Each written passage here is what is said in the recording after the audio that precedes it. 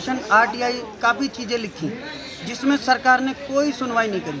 फिर बाद में मैं यूनियन में जुड़ा और धरना प्रदर्शन में भी रहा। वहाँ पे भी मैंने सरकार को कई बार जगाया और लेटर भी लिखे, मैंने मेल भी करी, लेकिन सरकार ने तब भी मेरी बात नहीं सुनी। दिल्ली के अंदर ओला उबर के कस्टमर बन के बुकिंग करी और उनका मर्डर कर दिया। ना ही प्रशासन ने, ना ही सरकार ने, ना ही केंद्र सरकार ने, ना राज्य सरकार ने कुछ मुआवजा नहीं दिया। लेकिन वहाँ पे कहीं नहीं लिखा हुआ कि सरकारी रेट इन ड्राइवरों को देना भी लाजमी है। तो क्या मैं आज़ाद हिंदुस्तान में गुलाम ड्राइवर नहीं हूँ? आप लोग बताइएगा। प्लस मैं सभी ड्राइवरों से कहना चाहता हूँ कि प्लीज आपस में मनभेद हो सकता है, लेकिन मतभेद ना करें। परिवार पालने के लिए ड्राइवर सड़कों पे होता है, धरने प्रदर्शन में नहीं होता। केजरीवाल साहब, एमसीडी इलेक्शन नज़दीक हैं और आप यही बोल रहे हैं कि ये ऑटो वालों ने, टैक्सी वालों ने मेरे को जिताया था, तो आज आप क्यों भूल गए और टैक्सी वालों का और ऑटो वालों का दर्द? और इधर सरकार को भी कमीशन देना पड़ता है टैक्स के रूप में। फ्यूल, सीएनजी, टायर, तमाम चीज़ों में टैक्स देना पड़ता है। प्लस जब ओला उबर चलाता हूँ तो उस वक्त भी मेरे को जीएसटी के नाम पे ओला उबर से सरकार टैक्स ले लेती है, पर बिजनेस की गारंटी सरकार नहीं देती। ठीक है दोस्तों, अब क्योंकि जब हमारे को हक मिलेगा नहीं तो कहीं ना कहीं से तो छीनेंगे ज़रूर। क्या करें, भगत सिंह के देश के रहने वाले हैं ना। तो डिजिटल हड़ताल सन 2015 दिसंबर से और तीनों स्टेट के ट्रांसपोर्ट मिनिस्टरों को भी करी थी, जिसका रिप्लाई अभी तक आया नहीं। अब उसमें लिखा गया था, वो भी बता दूं कि ओला के प्लेटफार्म से मैं ड्यूटी तो उठाऊंगा और क्लाइंट को उसके गंतव्य पे भी छोड़ूंगा। तो आज तक ना तो नितिन गडकरी साहब ने दिया, जो ट्रांसपोर्ट मिनिस्टर ऑफ हिंदुस्तान है, उसके बाद तीनों जो स्टेट है हमारा, उनके ट्रांसपोर्ट मिनिस्टरों ने भी जवाब नहीं दिया। और भावेश अग्रवाल जी का क्या कहें, वो तो जवाब दे ही नहीं सकते क्योंकि सरकारी रेट हमें वो दे ही नहीं रहे। हाँ, ओला उबर के बारे में सरकार ने एक गाइडलाइन दी थी कि ओला उबर सरकारी कोई भी दुगना किराया नहीं, दुगने से ज़्यादा किराया नहीं ले सकती। लेकिन वहाँ पे कहीं नहीं लिखा हुआ कि सरकारी रेट इन ड्राइवरों को देना भी लाजमी है। तो क्या मैं आज़ाद हिंदुस्तान में गुलाम ड्राइवर नहीं हूँ? आप लोग बताइएगा। प्लस मैं सभी ड्राइवरों से कहना चाहता हूँ कि प्लीज आपस में मनभेद हो सकता है, लेकिन मतभेद ना करें। की ओर ले जाने वाली पार्टी एक यही है और इसलिए जुड़ना पड़ रहा है कि अगर हक ऐसे नहीं मिलेगा आरटीआई लिख के या फिर धरने प्रदर्शन से, तो अब राजनीति में आना भी पड़ेगा। टैक्सी वाले और ऑटो वाले खुश हैं, तो मैं पूछना चाहूँगा केजरीवाल साहब से कि वो यहाँ क्यों खड़े हैं? इस मंच पर उनको आने की जरूरत क्या थी? क्या उनके बीवी बच्चे नहीं हैं? परिवार पालने के लिए ड्राइवर सड़कों पे होता है, धरने प्रदर्शन में नहीं होता। केजरीवाल साहब, एमसीडी इलेक्शन नज़दीक हैं और आप यही बोल रहे हैं कि ये ऑटो वालों ने, टैक्सी वालों ने मेरे को जिताया था, तो आज आप क्यों भूल गए और टैक्सी वालों का और ऑटो वालों का दर्द? आज क्या आपको दिखाई नहीं दे रहा? हम लोग रोज फेसबुक पे, ट्विटर पे लिखते हैं, हम लोग इतने परेशान हैं। ओला उबर जैसी प्राइवेट कंपनियां हमारे ऊपर इतना अत्याचार कर रही हैं, शोषण कर रही हैं हमारा, क्या आपको दिखाई नहीं दे रहा? आप कैसे उम्मीद कर सकते हैं कि दिल्ली के टैक्सी वाले और ऑटो वाले दोबारा से आपको वोट देंगे? हमें ड्राइवर पार्टी बनाने की जरूरत क्यों पड़ी? इसका जवाब चाहिए आपसे हमें। धरना प्रदर्शन करना किसी की इच्छा नहीं होती, मजबूरी होती है। हमारे घर के परिवारों में राशन नहीं है, बच्चों की फीस जमा करने के लिए पैसे नहीं है, गाड़ी की किस्त जमा करने के पैसे नहीं है, और आप सरकार चला रहे हो। आप कहते हो कि टैक्सी वाले, ऑटो वाले बहुत खुश हैं। सिटी टैक्सी पॉलिसी जब आपने बनाई थी तो उसको लागू करने के लिए कौन आएगा? कौन लागू करेगा उसको? इसका जवाब आपसे मांग रहे हैं टैक्सी वाले।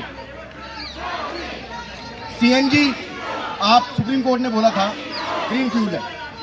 अगर वो ग्रीन फ्यूल है, आपने पेट्रोल और डीजल के रेट बढ़ाने बंद कर दिए, बहुत अच्छी बात है।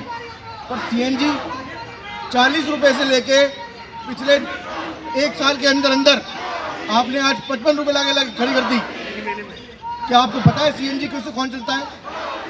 ऑटो वाले, टैक्सी वाले, यही लोग चलते हैं। और किराए के नाम पे उनको आप क्या दे रहे हैं? पिछले 10 सालों से जो हमारी मीटर टैक्सी है उसका किराया 12.5 रुपये किलोमीटर है। उसको कौन बढ़ाएगा? सीएनजी जब आप बढ़ा रहे हैं, हमारी महंगाई बढ़ा रहे हैं, हर चीज बढ़ा रहे हैं आप लोग, तो हमारा किराया कौन बढ़ाएगा? ओला उबर जैसी कंपनी जो हमें आधे रेट पे चलवा रही है, 6 रुपये किलोमीटर पे, 5 रुपये किलोमीटर पे, उसके बाद भी उनको कमीशन चाहिए 40%।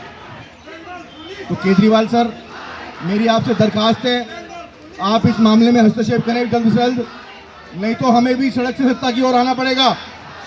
जब तक हम एक नहीं होंगे जब ही हमें कुछ काम ही मिलेगी। अगर हम चाहें तो हर चीज हासिल कर सकते हैं। ये ड्राइवर है, रोड से लेकर सत्ता तक पहुंचने की कोशिश करता है ये, और अब कोशिश करेंगे हम।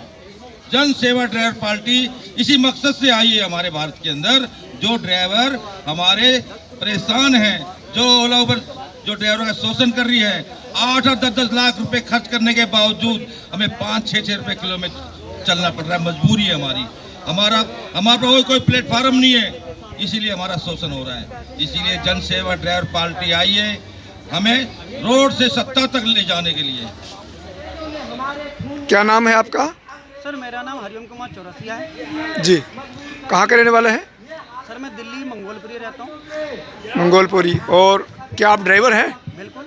क्योंकि मैंने आपको ड्राइवर पार्टी के बैनर तले पहली बार देखा है, तो आप ऑफिशियली ड्राइवर होंगे ही। बिल्कुल। कितने साल का अनुभव है आपको ड्राइवरिंग का? सर 10 साल का। 10 साल का।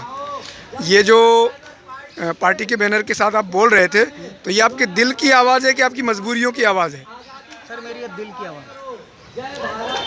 तो आप क्या चाहते हैं ड्राइवर पार्टी के माध्यम से? क्या आपकी मंशाएं हैं? सर जब मैं गाड़ी लेके आया तो सरकारी रेट के आधार पर लेके आया कि 12.5 रुपये जो सन 2011 का रेट है, दिल्ली सरकार का मीटर टैक्सी लगती थी। हमारी गाड़ी economy radio taxi meter taxi है जी। जैसे ऑटो दिल्ली में चलता है, वैसे दिल्ली एनसीआर के लिए मीटर टैक्सी सरकार ने ये प्रावधान दिया था सन 2011 में। उस वक्त 12.5 रुपये तय करा गया था। उस लालच में मैं गाड़ी लेके आया था कि मीटर से गाड़ी चलाऊंगा और जैसे ऑटो वाले कमाते वैसे मैं भी अपनी घर की रोजी रोटी कमाऊंगा। 5.5 लाख की गाड़ी ली थी उस वक्त मैंने, ठीक है जी, इंटरेस्ट के साथ। अब उसके बाद मैंने जब गाड़ी चलाई तो मुझे मालूम पड़ा कि यहाँ पे सरकारी एक ऐप है, पूछो ऐप, पर वो तो चालू ही नहीं। फिर उसके बाद मेरे को मजबूरी में ओला उबर में चलना पड़ा, क्योंकि इस वक्त वही प्लेटफार्म था। पर मैंने अपनी लड़ाई फिर भी जारी रखी सरकार से।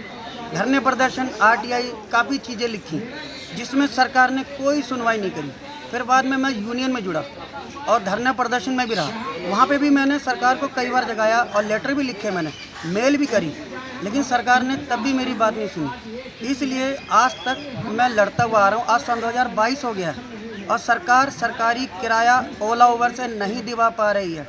अर्थात मेरे को तो ऐसा लगता है, ये मेरी राय है कि आज़ाद देश में मैं ड्राइवर गुलाम है, सारे ड्राइवर गुलाम हैं, जितने भी कमर्शियल ड्राइवर हैं, क्योंकि हमारी फिटनेस पासिंग का कम से कम साल भर में 50,000 का खर्चा आता है, वो हमें वहन करना पड़ता है। प्लस उसके बाद ओला उबर में जब हम गाड़ी चलाते हैं तो उसमें भी हमारा टैक्स काटा जाता है, जीएसटी, जो ओला उबर के आधार पर सरकार हमसे लेती है। उसके बाद सरकारी टैक्स अलग हैं, जैसे दिल्ली एनसीआर में, राजस्थान, यूपी, हरियाणा, इनके और प्लस दिल्ली का, ये सारे रोड टैक्स हम भरते हैं। टोल टैक्स तो तब लगेगा ना जब हम टोलों पे जाएंगे, लेकिन उससे पहले ये सारी चीज़ें हमें भरनी पड़ती हैं। पर बिजनेस की गारंटी ओला उबर, तो सरकार मेरे से टैक्स क्यों लेती है? चाहे तो सरकार अपने टैक्सेस ख़त्म कर दे या फिर ओला उबर को सरकारी दायरे में ला दे कि सरकारी रेट तो दिवा दे कम से कम। अगर सरकारी रेट नहीं दिवा सकती तो मैं तो अपने आप को गुलामी